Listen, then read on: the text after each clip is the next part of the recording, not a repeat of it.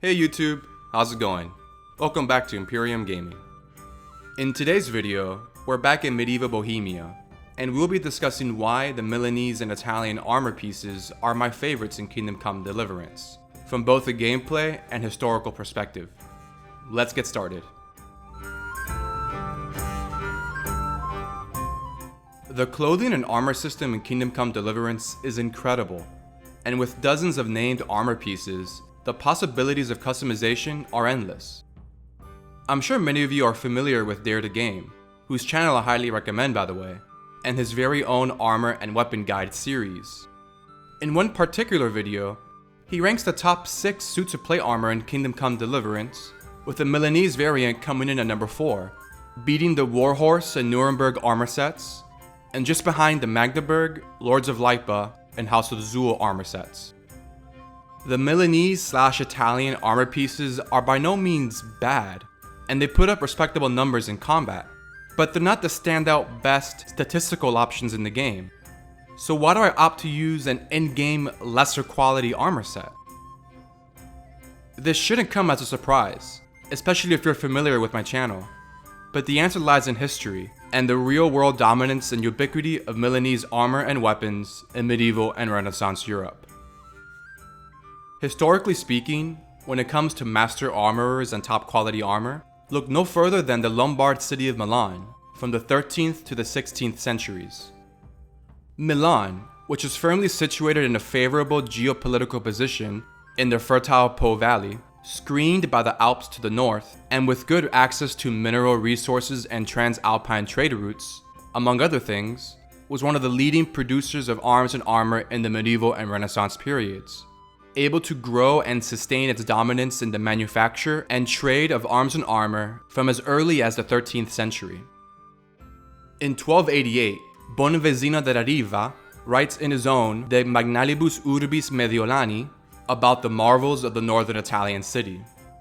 There are in this place an amazing number of weapon forges that produce daily every kind of arms, like mail shirts, coats of plates, breastplates and splints, great helmets, bassinets, caps, collars, gloves, greaves, cuissés and polaines, spears, swords, etc.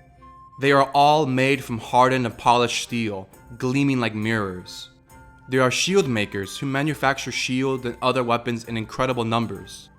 From this city supplies the other cities of Italy with all kinds of weapons. A few years later in 1295, Frederick the Lombard provided the French king, Philip the Fair, with 5,067 coats of plates, 4,511 mail shirts, 2,853 helmets, etc. In another relevant instance, Henry Bolingbroke specifically ordered, you guessed it, Milanese armor for an expected duel in 1398. It's safe to say Milanese metalworking and craftsmanship was incredibly well known and respected, and its arms and armor, and even armorers themselves, were highly sought out commodities.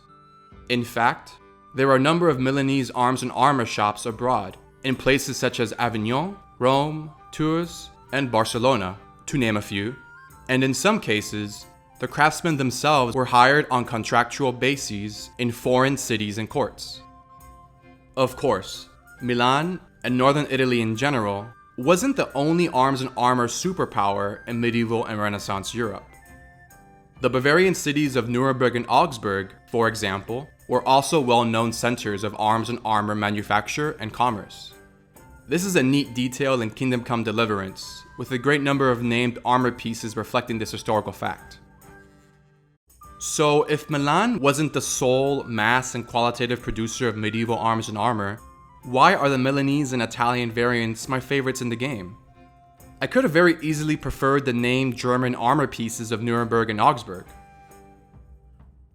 Well, and in addition to historical Milanese supremacy in the arms and armor market, I personally have a great number of research interests in late medieval Italian literature and history, and so I gotta show some love to the Italian variants in Kingdom Come Deliverance.